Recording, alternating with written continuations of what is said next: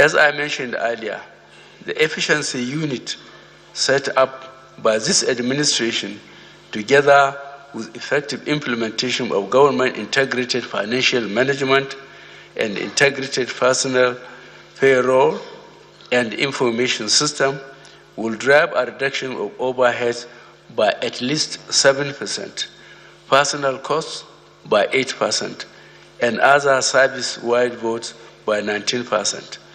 Distinguished honorable members, this budget will be executed to provide optimum value by ensuring every naira spent by this government counts. We will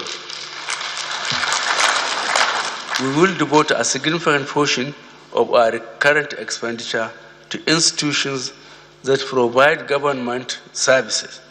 We will spend 369.6 billion in education, 294.5 billion in defense, 221.7 billion in health, and 145.3 billion in the Ministry of Interior. This will ensure our teachers, armed forces personnel, doctors, nurses, policemen, firefighters, prison service officers, and many more critical service providers are paid competitively and on time.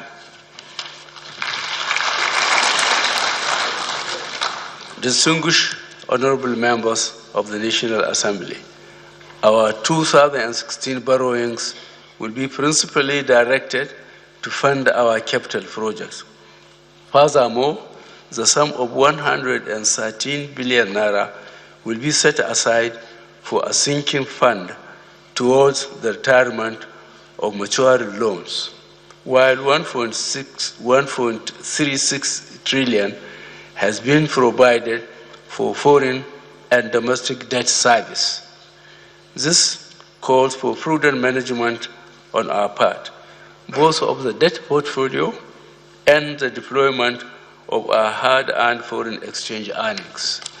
I am aware of the problems many Nigerians currently have in accessing foreign exchange for their various purposes, from our traders and business operators who rely on imported inputs, to manufacturers needing to import sophisticated equipment and spare parts, to our airline operators who need foreign exchange to meet their international regulatory obligations, to the financial services sector and capital markets who are key actors in the global arena. These are clearly due to the current inadequacies in the supply of foreign exchange to Nigerians who need it. I am, however, assured by the Governor of the Central Bank that the bank is currently fine-tuning its foreign exchange management to introduce some flexibility and encourage additional inflow of foreign currency to help ease the pressure. We are carefully assessing our exchange rate regime, keeping in mind our willingness to attract foreign investors, but at the same time managing and controlling inflation to a level that will not harm the average Nigerians.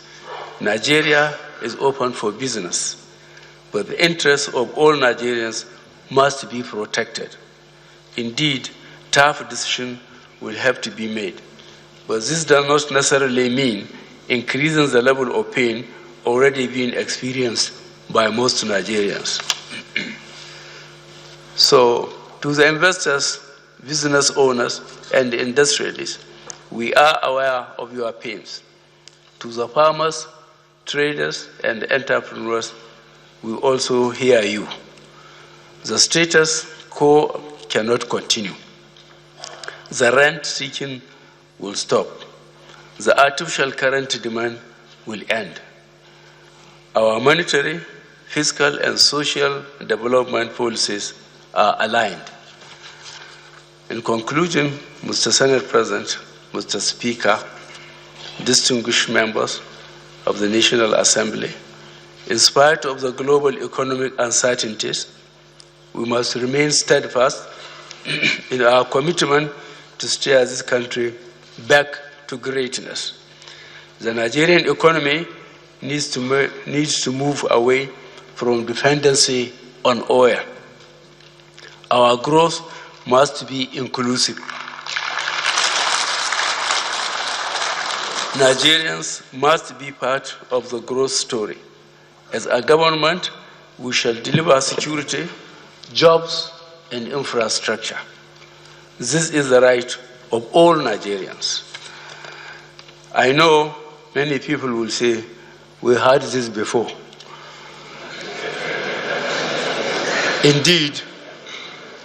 Indeed, trust in government, due to the abuse and negligence of the past, is at all-time low. This means we must go back to basics. Our actions will speak for us. My team of dedicated, committed, and patriotic Nigerians is well aware of the task ahead, and I can assure you that we are taking on the challenge. We will not betray the trust reposed in us. We will welcome and be responsible to your feedback and criticisms. We are here to serve, and indeed, Nigerians will get the service they have longed for and which they rightly deserve. We as a government cannot do it alone. We require the support of all civil servants, the organized labor, industry groups, the press, and of course, our religious and traditional institutions. This is a call for all of us to stand and serve our country. This budget represents a major step in delivering a new opportunity for Nigeria. It demonstrates our confident optimism that despite the challenging times, we have the will, resourcefulness, and the commitment to deliver prosperity to our people. And by the grace of Almighty God and the sheer will and determination of the Nigerian people, we will come out stronger and more united than ever.